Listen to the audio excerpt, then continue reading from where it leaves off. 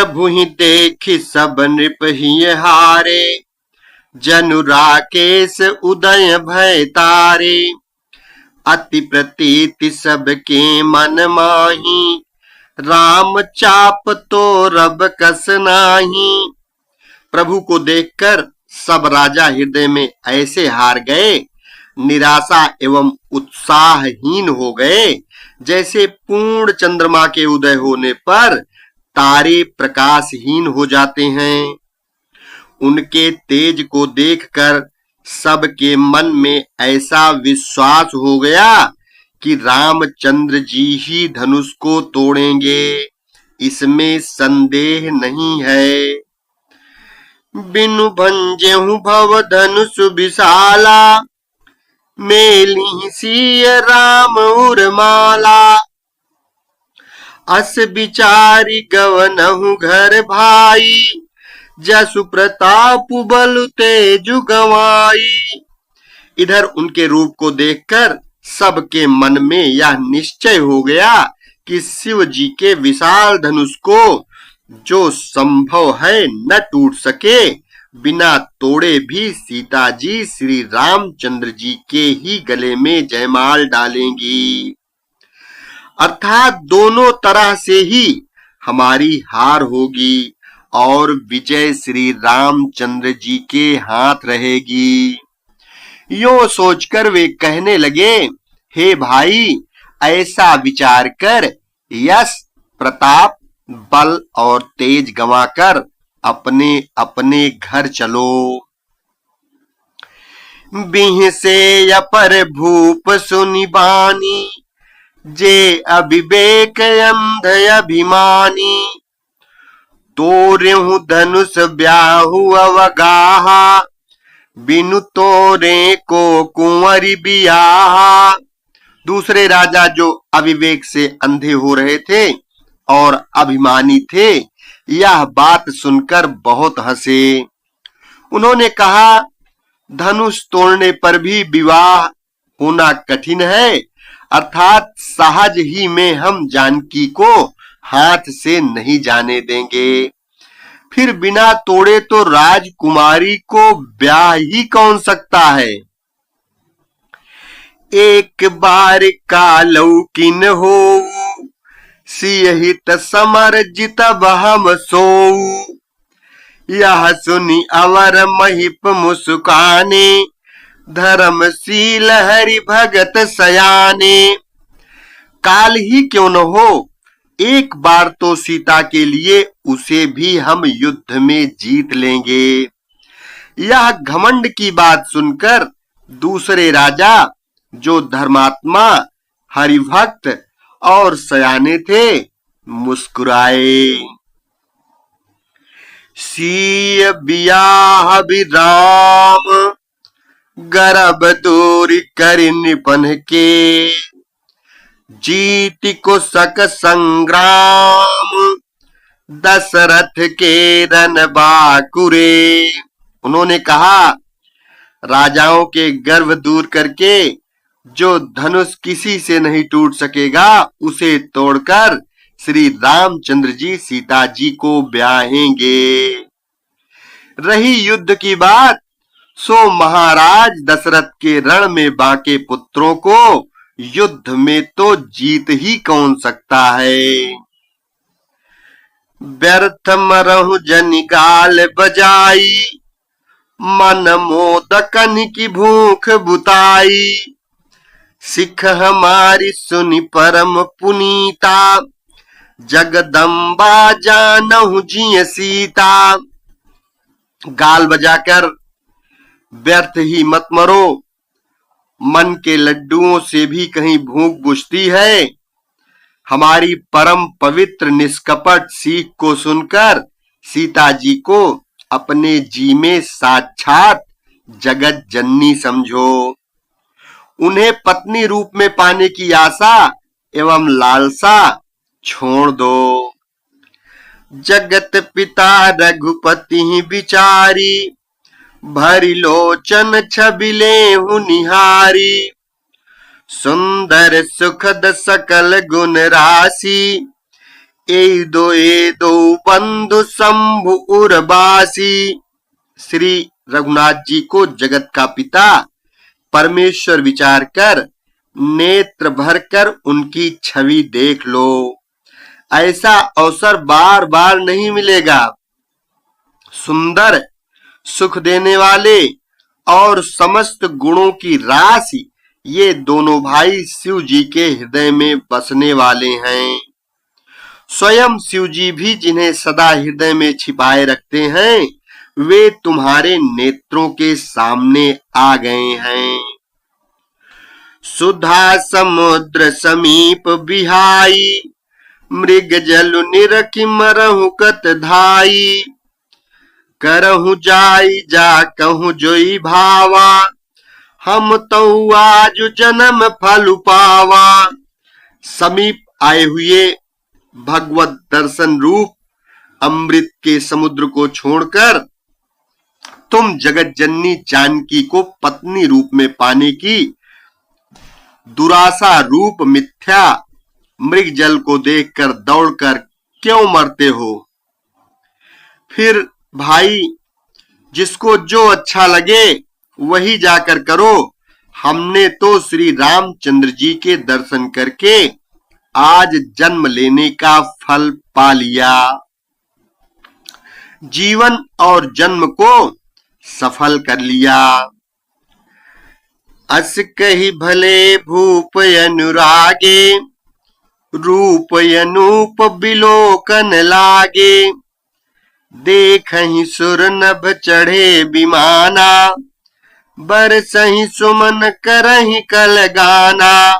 ऐसा कहकर अच्छे राजा प्रेम मग्न होकर श्री राम जी का अनुपम रूप देखने लगे। मनुष्यों की तो बात ही क्या, देवता लोग भी आकाश से विमानों पर चढ़े हुए दर्शन कर रहे हैं और सुंदर गान करते हुए फूल बरसा रहे हैं। जानि सुअवसरु सीय तब, पठई जनक बुलाई। चतुर सखी सुंदर सकल, सादर चली लवाई। तब सुअवसर जानकर जनक जी ने सीता जी को बुला भेजा। सब चतुर और सुंदर सखियां आदर पूर्वक उन्हें लिवा चली। सिय शोभा नहीं जाई बखानी, जगदम्बिका रूप गुण खानी। उपमा सकल मोहि लघु लागी, प्राकृत नारी अंग अनुरागी। रूप और गुणों की खान जगत जननी जानकी जी की शोभा का वर्णन नहीं हो सकता। उनके लिए मुझे काव्य की सब उपमाएं तुच्छ लगती हैं, क्योंकि वे लौकिक स्त्रियों के अंगों से अनुराग रखने वाली हैं, अर्थात वे जगत की स्त्रियों के अंगों को दी जाती हैं। काव्य की उपमाएं सब त्रिगुणात्मक माइक जगत से ली गई हैं।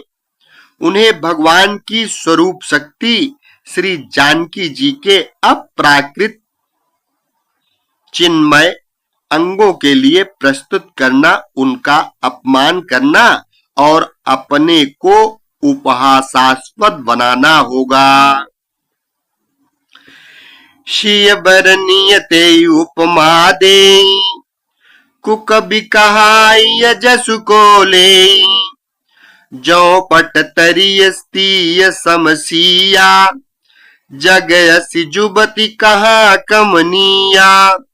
सीता जी के वर्णन में उन्हीं उपमाओं को देकर कौन कुकवि कहलाए और अपयश का भागी बने।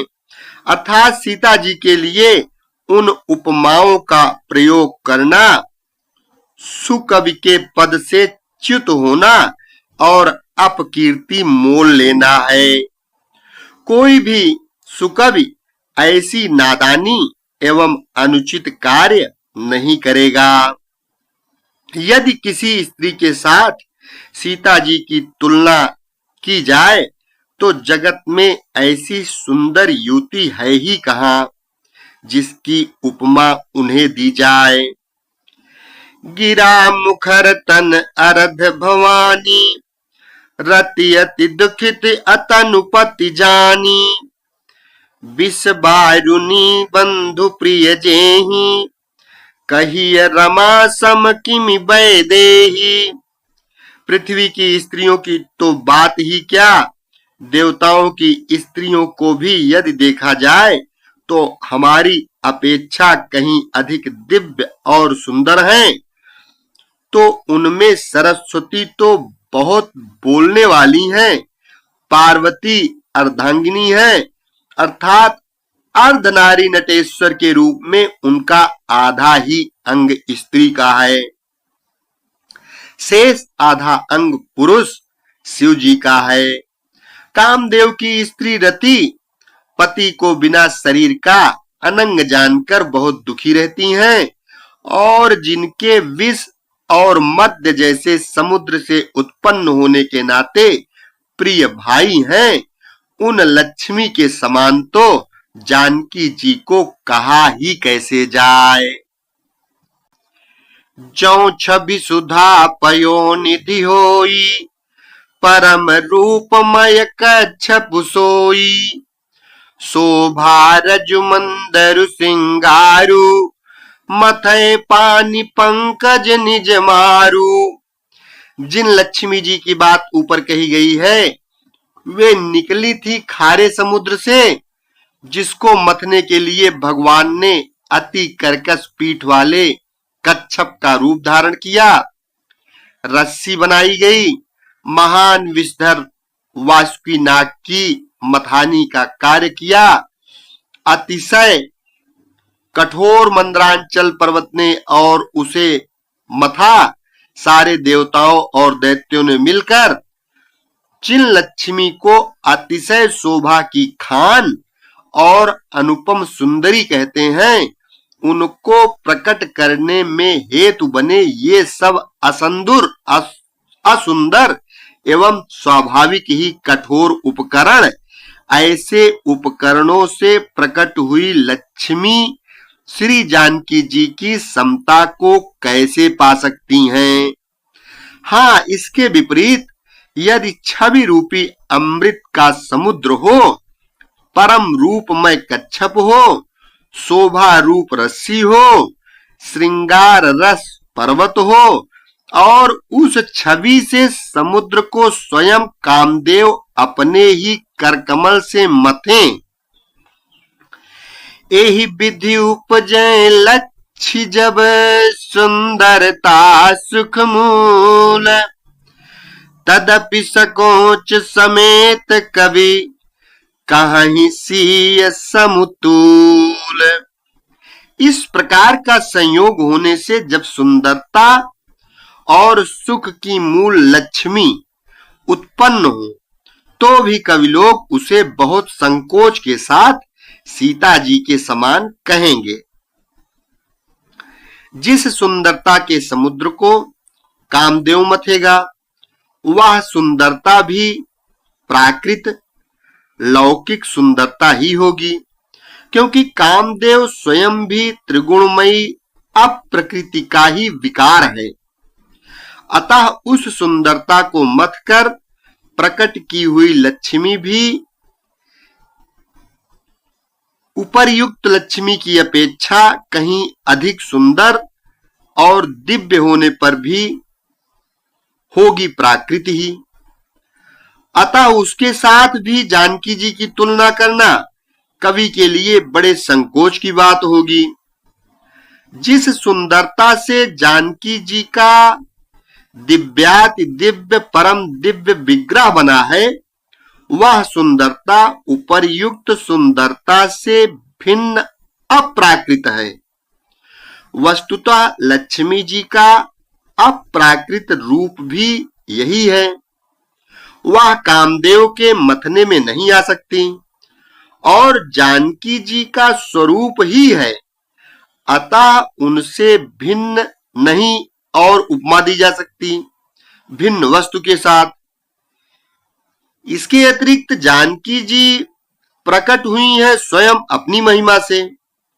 उन्हें प्रकट करने के लिए किसी भी भिन्न उपकरण की अपेक्षा नहीं है, अर्थात शक्ति शक्तिमान से अभिन्न अद्वैत तत्व है, अतएव अनुपमेय है। यही गूढ़ दार्शनिक तत्व भक्त शिरोमण कवि ने इस अभूतोपमालंकार के द्वारा बड़ी सुंदरता से व्यक्त किया है। चली संग लय सखी सयानी, गावत गीत मनोहर बानी, सोह नवल तनु सुंदर सारी, जगत जननी अतुलित छवि भारी। सयानी सखियां सीता जी को साथ लेकर मनोहर वाणी से गीत गाती हुई चली। सीता जी के नवल शरीर पर सुंदर साड़ी सुशोभित है। जगत जननी की महान छवि अतुलनीय है। भूषण शकल सुदेश सुहाए, अंग अंग रचि सखिन बनाए, रंग भूमि जब सिय पगुधारी, देखी रूप मोहे नर नारी। सब आभूषण अपनी अपनी जगह पर शोभित हैं, जिन्हें सखियों ने अंग अंग में भली भांत सजाकर पहनाया है। जब सीता जी ने रंगभूमि में पैर रखा, तब उनका दिव्य रूप देखकर स्त्री पुरुष सभी मोहित हो गए। हरसि सुर निदुंद भी बजाई, बरसी प्रसून अपछरा गाई, पानी सरोज सोह जयमाला, अवचट चितए सकल भुआला। देवताओं ने हर्षित होकर नगाड़े बजाए और पुष्प बरसाकर अप्सराएं नाचने लगीं, गाने लगीं। सीता जी के कर कमलों में जयमाला सुशोभित है। सब राजा चकित होकर अचानक उनकी ओर देखने लगे। सीय चकित चित राम ही चाहा, भय मोह बस सब नर नाहा। मुनि समीप देखे दो भाई, लगे ललकी लोचन निधि पाई। सीता जी चकित चित्त से श्री रामचंद्र जी को देखने लगी। तब सब राजा लोग मोह के वश में हो गए। सीता जी ने मुनि के पास बैठे हुए दोनों भाइयों को देखा तो उनके नेत्र अपना खजाना पाकर ललचाकर वहीं श्री राम जी में जा लगे, यानी स्थिर हो गए। गुरजन लाज समाज बड़, देखी सीय सकुचानी। लागी बिलोकन सकिन तन, रघुबीर उरयानी। परंतु गुरजनों की लाज से तथा बहुत बड़े समाज को देखकर सीता जी सकुचा गईं। वे श्री रामचंद्र जी को हृदय में लाकर सखियों की ओर देखने लगीं। राम रूप अरुषिय छवि देखे, नर नारिन परिहरी निमेषे। सोचहि सकल कहत सकुचाही, विधि सन विनय करहि मन माही। श्री रामचंद्र जी का रूप और सीता जी की छवि देखकर स्त्री पुरुषों ने पलक मारना छोड़ दिया। सब एक टक उन्हीं को देखने लगे। सभी अपने मन में सोचते हैं पर कहते सकुचाते हैं। मन ही मन वे विधाता से विनय करते हैं। हरु विधि बेगी जनक जड़ताई, मति हमारी असी देहि सुहाई। बिनु विचार पनु तजि नर नाहु, सीय राम कर करई विवाहु। हे विधाता, जनक की मूढ़ता को शीघ्र हर लीजिए और हमारी ही ऐसी सुंदर बुद्धि उन्हें दीजिए कि जिससे बिना ही विचार किए राजा अपना प्रण छोड़कर सीता जी का विवाह राम जी से कर दें। जगु भल कहीं भाव सब काहू, हठ कीन्हे अंतहु उरदाहू। एहि लाल सामगन सब लोगु, बरु सांवरो जानकी जोगु। संसार उन्हें भला कहेगा क्योंकि यह बात सब किसी को अच्छी लगती है। हठ करने से अंत में भी हृदय जलेगा। सब लोग इसी लालसा में मग्न हो रहे हैं कि जानकी जी के योग्य वर तो यह सांवला ही है। तब बंदी जन जनक बुलाए, बिरदावली कहत चली आए। कह नृप जाई कहूं पन मोरा, चले भाट ही हर सुन थोरा। तब राजा जनक ने बंदी जनों यानी भाटों को बुलाया।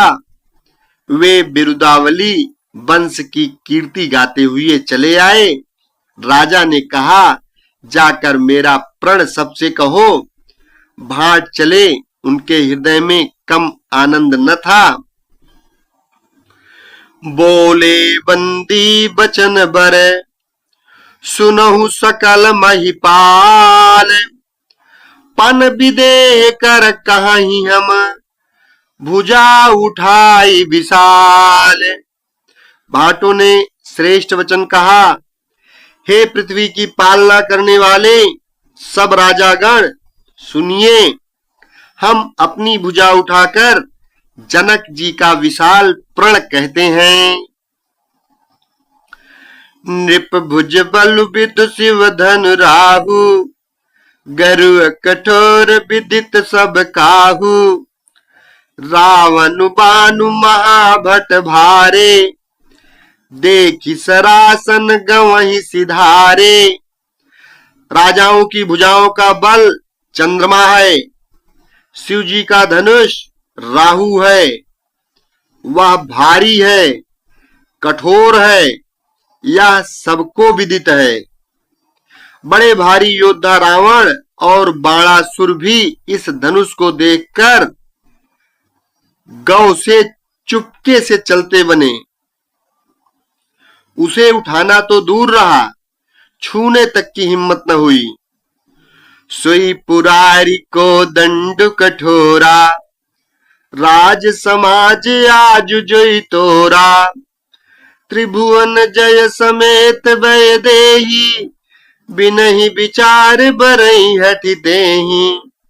उसी शिव जी के कठोर धनुष को आज इस राज समाज में जो भी तोड़ेगा, तीनों लोकों की विजय के साथ ही उसको जानकी जी बिना किसी विचार के हठ पूर्वक वरण करेंगी।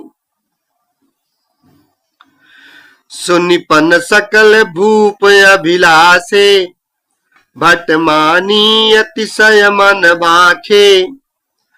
परिकर बांधि उठे अकुलाई, चले इष्ट देवन सिर नाई।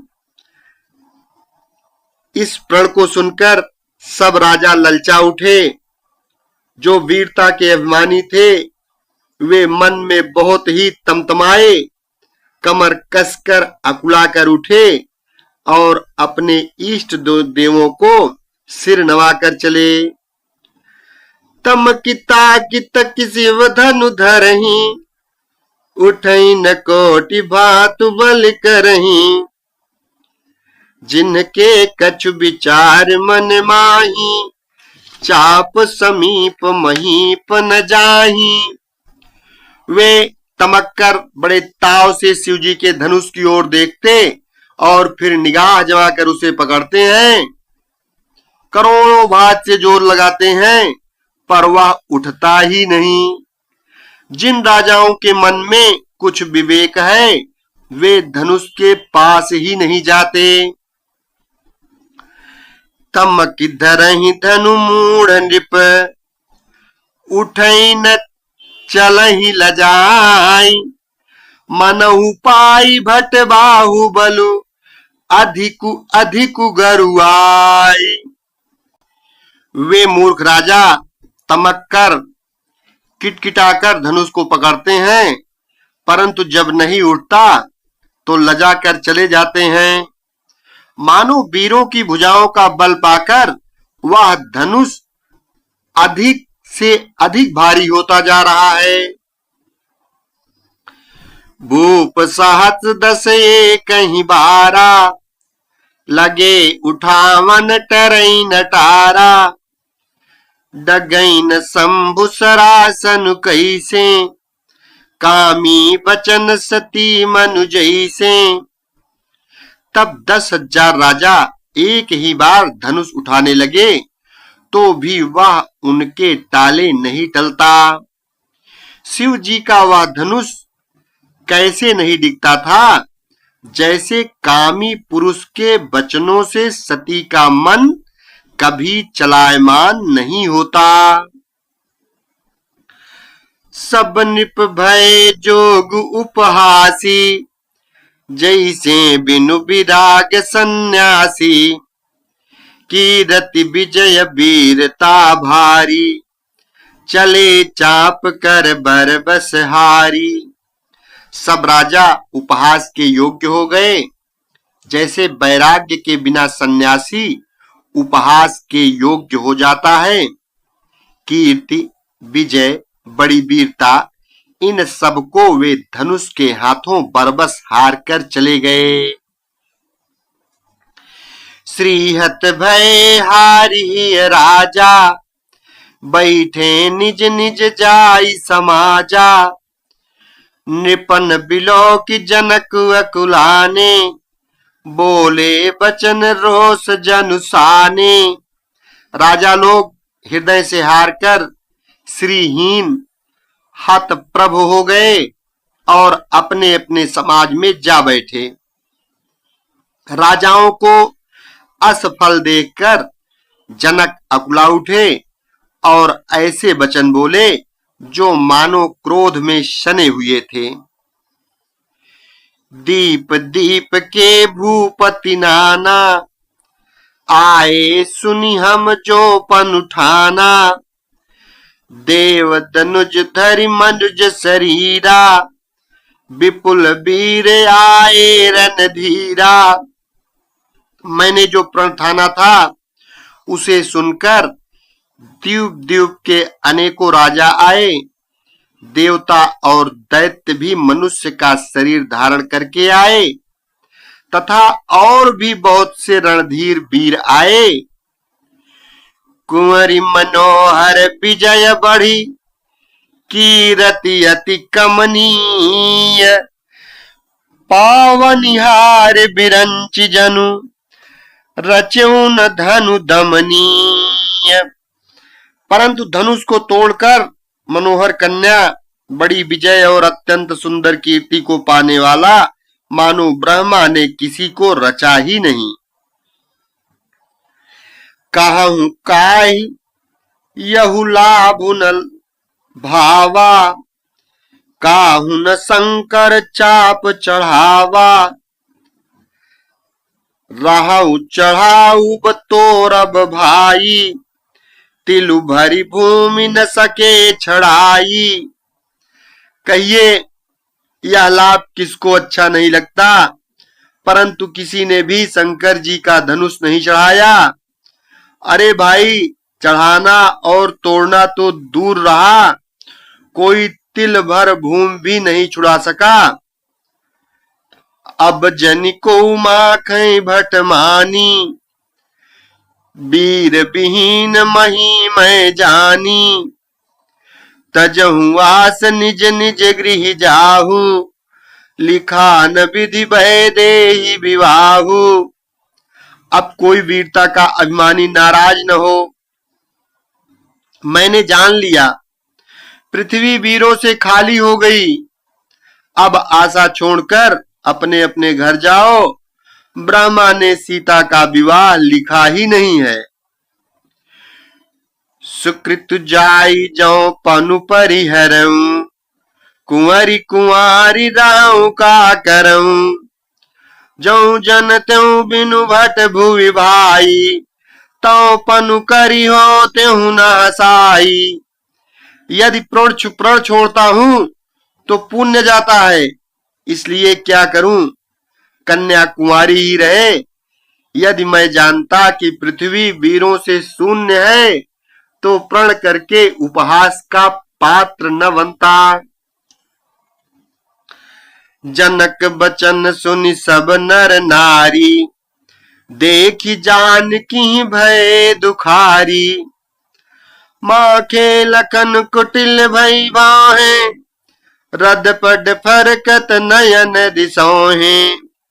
जनक के वचन सुनकर सभी स्त्री पुरुष जानकी जी की ओर देखकर दुखी हुए, परंतु लक्ष्मण जी तमतमा उठे। उनकी भौहें टेढ़ी हो गईं, ओठ फड़कने लगे और नेत्र क्रोध से लाल हो गए।